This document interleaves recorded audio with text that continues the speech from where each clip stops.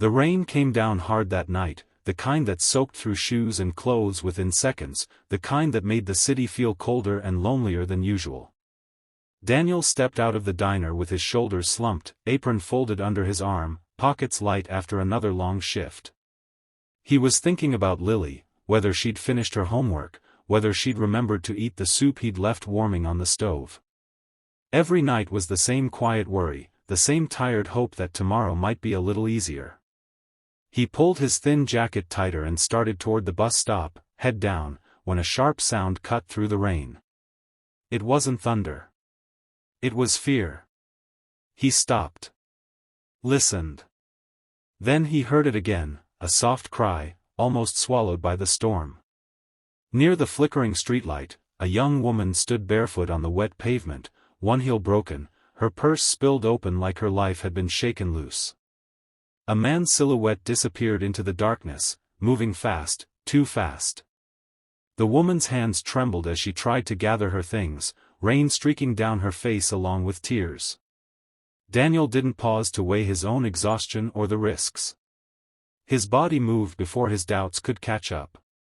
"Hey," he said gently as he approached, keeping his voice low, non-threatening. The woman flinched, panic flashing in her eyes, until she saw his open hands, the diner logo still stitched to his shirt. "You're okay," he added, though he wasn't sure she believed it. He shrugged out of his jacket and held it out to her. "Please. You're freezing." She hesitated, then took it, wrapping it around herself like a lifeline. Up close, Daniel could see how young she was, how carefully put together she must have been before the rain and fear ruined everything. I don't know what would have happened," she whispered, her voice breaking. Daniel knelt, helping her collect the contents of her purse, lipstick rolling in a puddle, keys clinking against the sidewalk, a phone with a cracked screen. "Let's get you somewhere dry," he said. He offered his arm, steady and warm, and she leaned on him as they walked to a small cafe still glowing on the corner.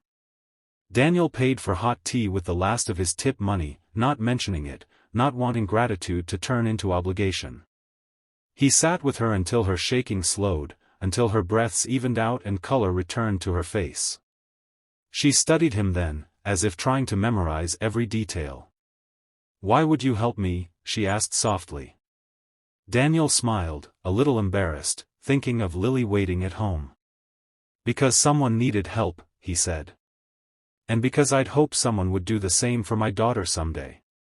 When she asked his name, he hesitated, rainwater dripping from his hair onto the cafe floor. "Daniel," he said finally. "Just a dad trying to get home." He left before the rain stopped, before she could say more, walking back into the storm with soaked clothes and empty pockets, but with a quiet warmth in his chest that no weather could wash away. Life slipped back into its familiar rhythm after that night, quiet and demanding, leaving little room for reflection. Daniel woke before sunrise, packing Lily's lunch with careful precision, counting slices of bread, making sure the apple was the good one without bruises. He tied her shoelaces while she yawned, her hair still messy with sleep, and kissed her forehead before rushing her to school. The rainstorm already felt distant, like something that belonged to another version of him, one who had done something brave without realizing it. By the time he reached the diner, the smell of coffee and grease wrapped around him, and the clatter of plates drowned out any lingering thoughts. Days passed. Tips were small. Feet ached. Smiles were given freely even when his heart felt heavy. Daniel didn't expect anything from the night he helped the woman, he hadn't even wondered who she was. To him, she was just someone who needed help, no different from the customers who came in hungry and left a little less lonely after a kind word. At night, he and Lily ate dinner in front of the TV, sharing stories about their day. The television was usually background noise, news anchors talking about people far removed from their world. That evening, Lily sat on the floor coloring while Daniel folded laundry. The TV volume was low until a familiar word caught his attention: exclusive interview. He glanced up just as the screen showed a well-lit studio and a young woman seated across from a reporter.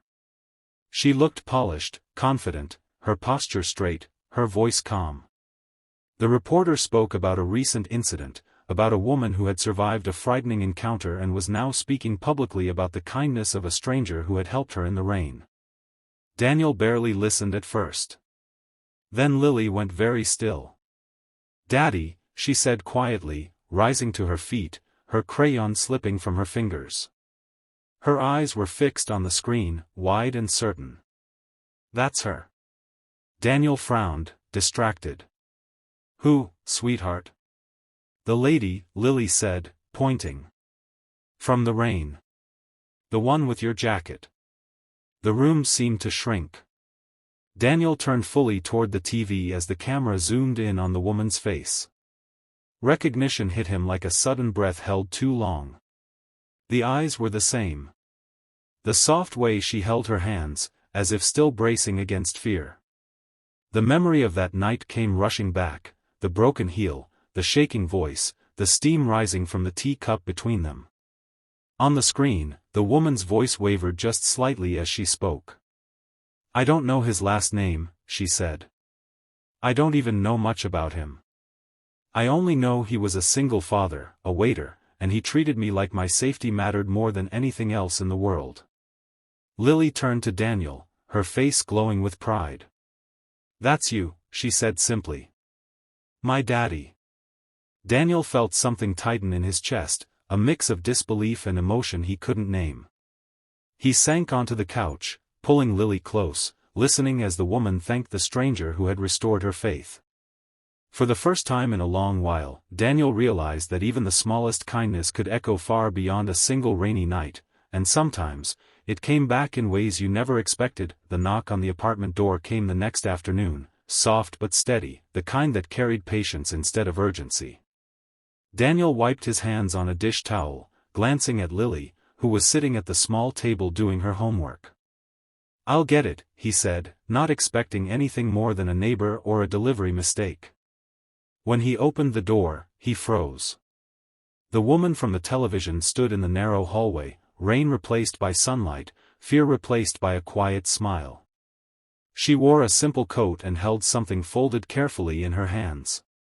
For a moment, neither of them spoke, as if words might disturb the reality of the moment.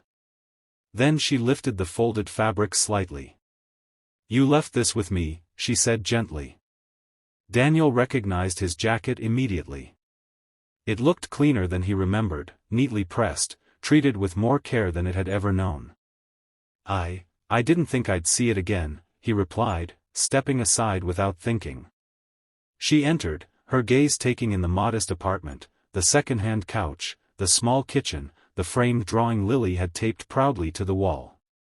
Lily appeared at Daniel's side, peeking out from behind his leg. The woman's eyes softened instantly. She crouched down to Lily's level. "You must be Lily," she said with a warm smile. "Your dad helped me when I was very scared." Lily nodded seriously.